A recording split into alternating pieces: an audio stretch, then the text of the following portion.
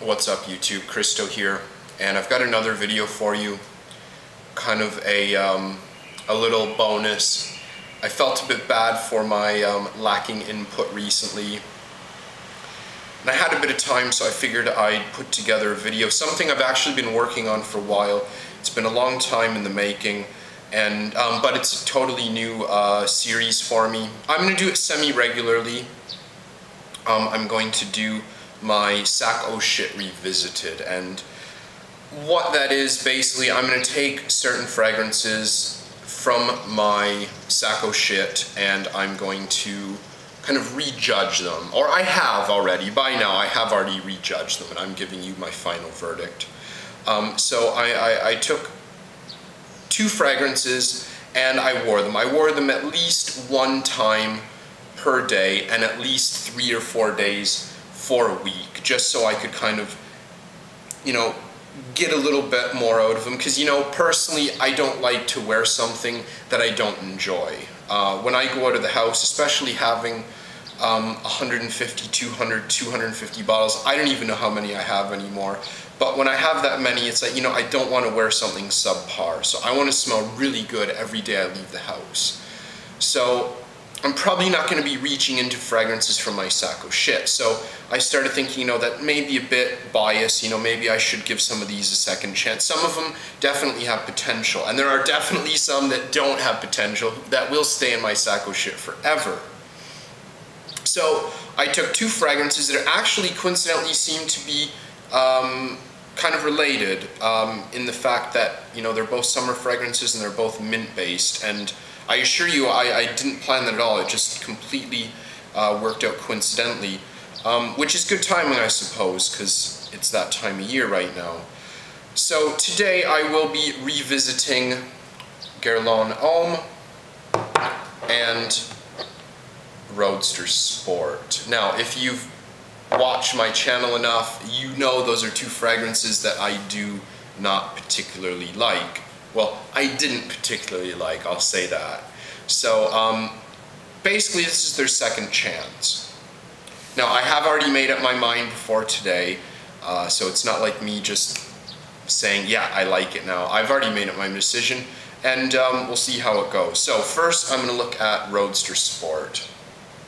And of all the fragrances that I kind of revisited, I thought I would do this one because I was pretty harsh on it in my summer top 20. Number one, I put coincidentally Roadster Sport, which I genuinely love, and I did have a bit of a jab at the classic Roadster when I highlighted my number one. So I thought, what, I'll put that in my first video just to see that, I'm, at least trying to like it. So my beef when I put this in my Sac O Shit was that it was a one-note pony. That was it. It was just mint straight up and down. I do have the dry down on my arm. Okay, now, the week that I wore it, I definitely can say now I can pick up more notes. One redeeming feature definitely is the labdanum. I'm really into labdanum at the moment, and I've become to appreciate it. I like the kind of powdery smokiness in it, and I've tried several fragrances that highlight the labdanum note recently, and it's really nice, and I can definitely pick it up in Roadster now. But it's still overwhelmed by the spearmint note, the Wrigley spearmint chewing gum note that really bothers me. And I really hate to sound like I'm ripping on this for being bad quality, because it is definitely not. This is definitely Cartier quality. Cartier make high-end designer fragrances, and this is absolutely, without a doubt, one of them.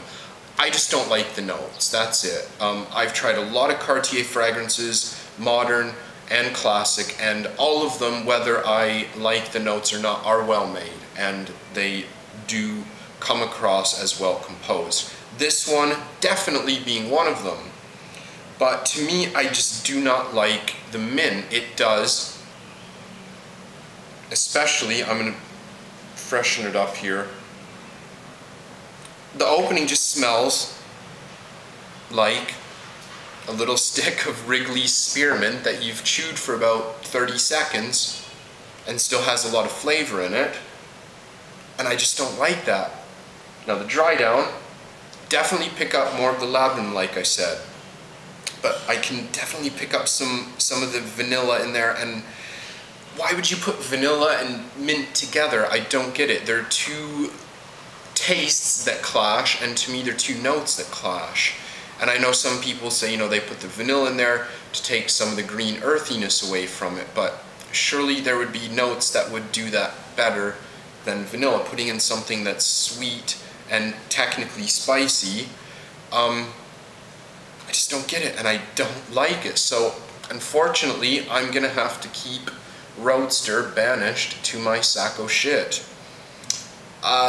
Yeah, I know there's a lot of people who really love this stuff and have it as a signature, but it just doesn't do it for me. I heavily prefer Roadster Sport.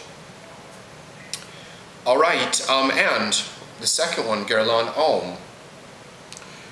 This one, again, this is another fragrance that a lot of people really love, really worship. It's a modern classic.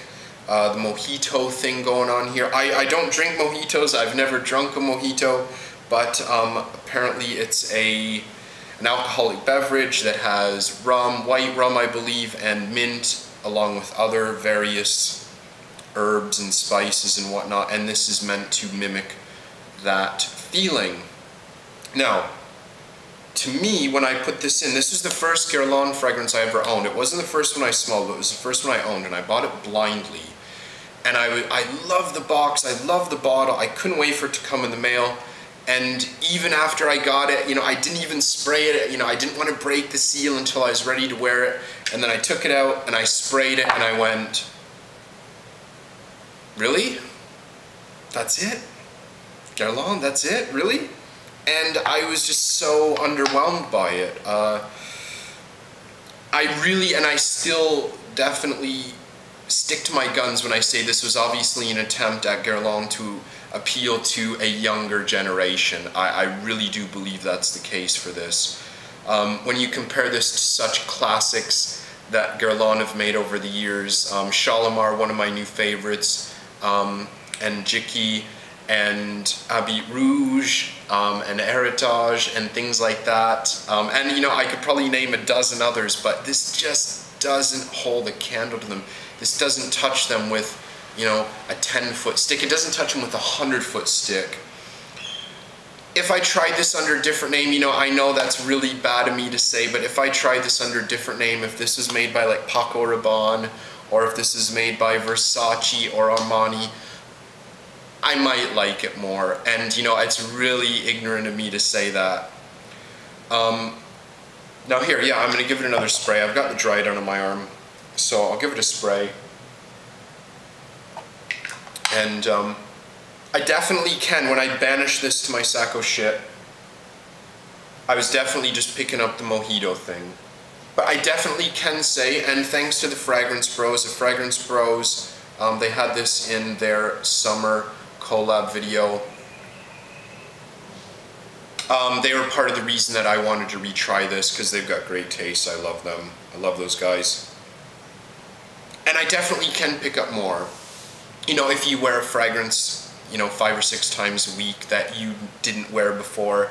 And, you know, I don't really like to wear fragrances. I don't enjoy that much. So I did pick up a lot more to it, but it's still not enough for me to take it out. This one, I'm gonna say this is in limbo. This is in limbo for me right now. This is in sacco shit limbo. This could come out. If this was made under a different house name, I would take it out. As Guerlain, it's staying in. I definitely did like this. When I was wearing it, I enjoyed it enough that I didn't come home and put something else on like I did with Roadster. I did end up wearing this, you know, I would reapply it later on in the day, and I enjoyed wearing it. But it's definitely not going to be something that I'm going to be wearing that often. You can still see I've only worn, I don't know, 3 or 4 mil out of this. So, limbo. This one's sentenced to limbo, which is, you know, a little bit higher than it was before. So, there you go, Sack Oh Shit Revisited. I'm gonna do some more in the future, but for now, you know, I'm happy with those two. Hopefully someday you'll see something make it out. My tastes are always changing, and I know everyone else's are, so you never know. So let me know what you think. Did you enjoy it? Did you like my Sack Oh Shit Revisited? Any points I missed, or any compliments or criticisms, you know, I'm always open to them. So thanks a lot for watching, and I'll see you again soon, hopefully.